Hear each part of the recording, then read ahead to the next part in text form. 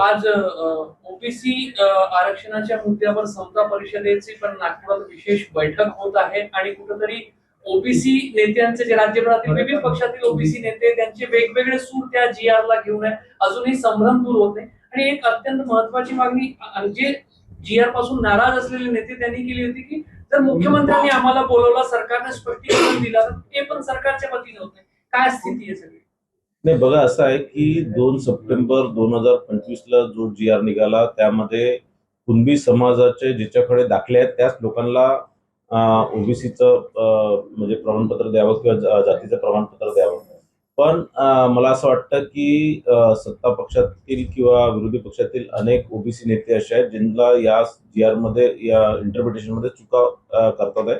या GRचं इंटरप्रिटेशन असं आहे की तुम्ही ज्याही व्यक्तीकडे 1966च्या आधीचे कुणबी प्रमाणपत्र असणार किंवा कुणबीचा काहीतरी दाखला असणार त्या सगळ्या व्यक्तींना त्या सगळ्या परिवाराला ओबीसीचं सर्टिफिकेट किंवा कुणबी जातीचं प्रमाणपत्र देण्यात येणार.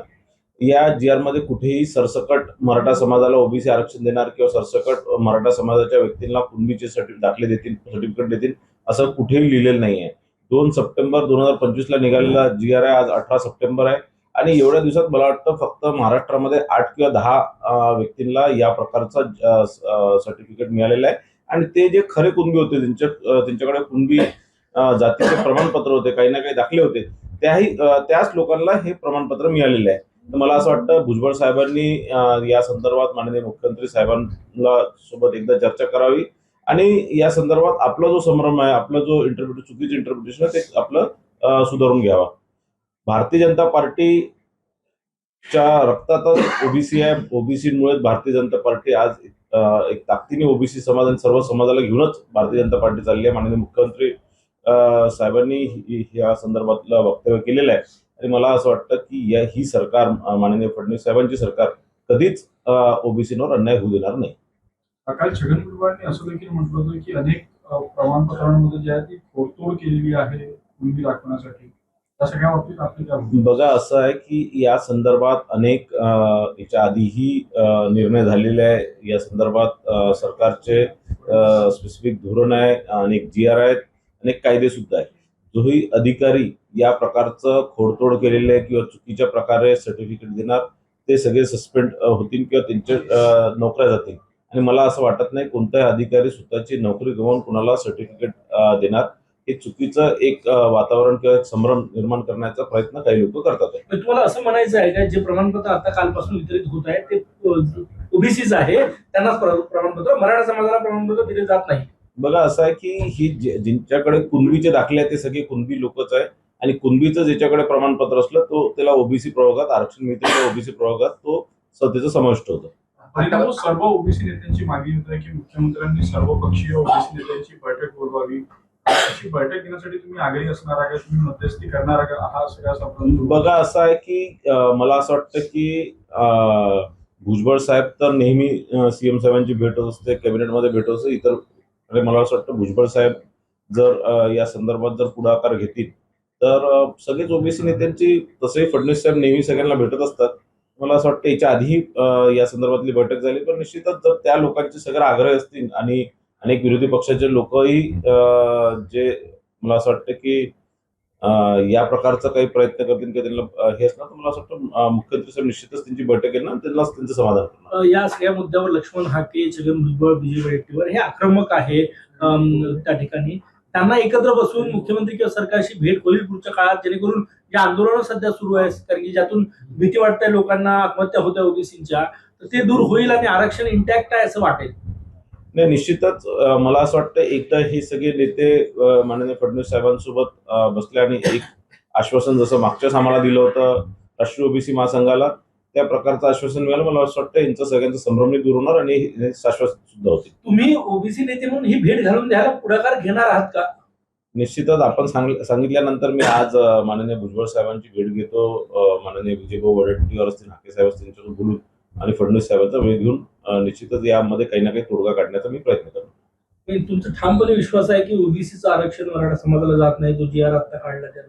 100% जात नाही. तो GR मी अनेक वेळा वाचला, अनेक अधिकाऱ्यांसोबत त्या संदर्भात चर्चा केली, अनेक वकिलांसोबत आणि सिनियर काउन्सिलरसोबत या संदर्भात चर्चा केली त्या जी आर मध्ये कुठेही सरसकट किंवा कुठेही कुणबी जातीला मराठा समाजाला कुणबी जातीचे प्रमाणपत्र देण्याचा कुठेही उल्लेख नाहीये. त्यात फक्त कार्यपद्धती दिलेली आहे.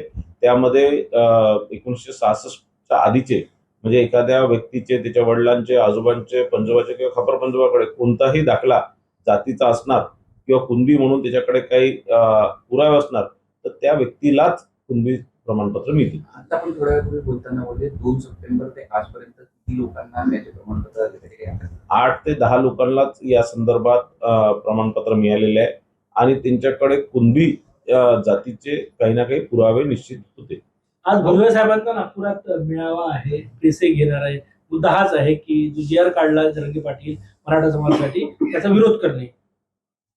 आणि मला असं वाटतं भुजबळ साहेबांसारखे एक सिनियर नेते, सरकारमधले एक प्रमुख मंत्री यांनी मला असं वाटतं या प्रकारचं काही त्यांचं संभ्रम असणार किंवा चुकीचं असणार त्यांनी मुख्यमंत्री साहेबांसोबत थेट चर्चा करून या संदर्भातला आपली जे चुकीचं इंटरप्रिटेशन ते आपलं दुरुस्त करून घ्यावं आणि त्यानंतरच त्यांनी या संदर्भातलं काही वक्तव्य करावं. भुजबळ साहेबांसारख्या मोठ्या नेत्यांनी या प्रकारचं वक्तव्य केलं किंवा या प्रकारची काही विरोधात प्रेस घेतली तर एक मोठ्या प्रमाणात महाराष्ट्रातील ओबीसी समाजामध्ये एक संभ्रम निर्माण होणार. शरद पवार थोड्या वेळा आधी बोललेलं आहे की मी 75 नंतर थांबलो नाही, त्यामुळे मी मोदींना थांबा असं म्हणू शकत नाही.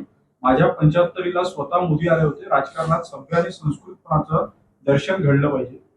नाही, निश्चितच पवार साहेब एकदम म्हणजे खरं बोलले, बरोबर एकदमच सटीक बोलले आहे आणि निश्चितच मोदी साहेब जोपर्यंत या देशाचे 140 कोटी लोकांचं मोदीजींवर प्रेम आहे तोपर्यंत मोदीजी या देशाचे पंतप्रधान राहणार.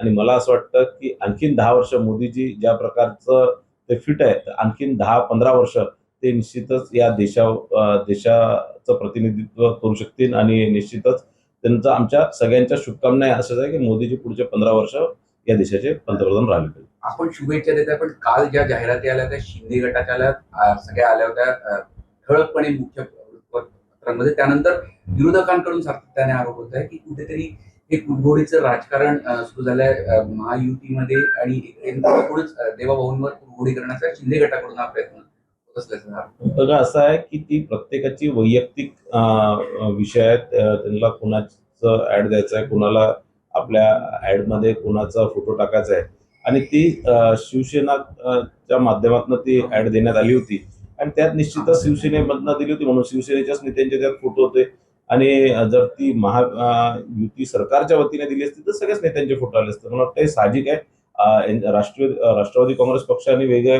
आपले ऍड दिले तर त्यांचे फोटो टाकतील, भाजपने वेगळे ऍड दिले त्यांचे फोटो टाकतील. तर मला असं वाटतं याच्यात काही असं खूप काही असं त्यात चर्चा करण्याचं किंवा मला वाटतं विरोधी पक्षाला तसंही काय म्हणतात चोराच्या मनात चालण्यात असं असतं की काही ना काही यांच्यात भांडणं झाले पाहिजे आणि कुठेतरी आम्हाला कुठेतरी चान्स मिळाला पाहिजे असं त्यांच्या मनात जे भावना असतात ते कधी कधी या सगळ्या माध्यमातून बाहेर निघतात.